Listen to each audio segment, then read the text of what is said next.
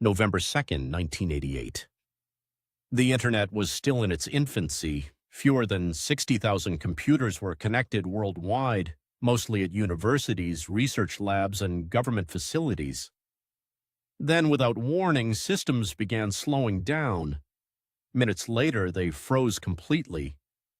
Administrators had no idea what was happening. Some feared a foreign cyber attack. Others thought the network itself was collapsing. But the truth was far more surprising. The Internet hadn't been attacked by a nation. It had been broken by a college student.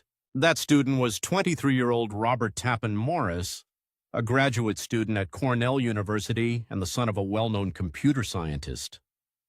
Morris wanted to measure the size of the Internet by creating a self-replicating program that could quietly move between computers.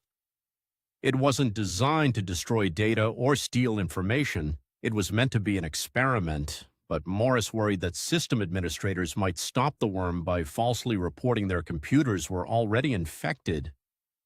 To solve that problem, he programmed the worm to reinstall itself anyway, occasionally. That single decision would have devastating consequences. The Morris worm spread by exploiting common weaknesses in Unix systems and guessing weak passwords. But instead of creating just one copy on each computer, it repeatedly infected the same machines over and over again. Every new copy consumed more memory and processing power until computers became painfully slow or stopped responding entirely. Within hours, universities, research centers, military networks, and government laboratories across the United States were affected. Administrators disconnected computers from the Internet in a desperate attempt to stop the outbreak. Nearly 10% of the entire Internet had been infected. As experts worked around the clock to contain the worm, investigators began tracing its origin. Morris had attempted to hide his identity by launching the worm through another university's network, but the evidence eventually led back to him. The FBI opened an investigation, and in 1990, Robert Tappan Morris became the first person convicted under the Computer Fraud and Abuse Act.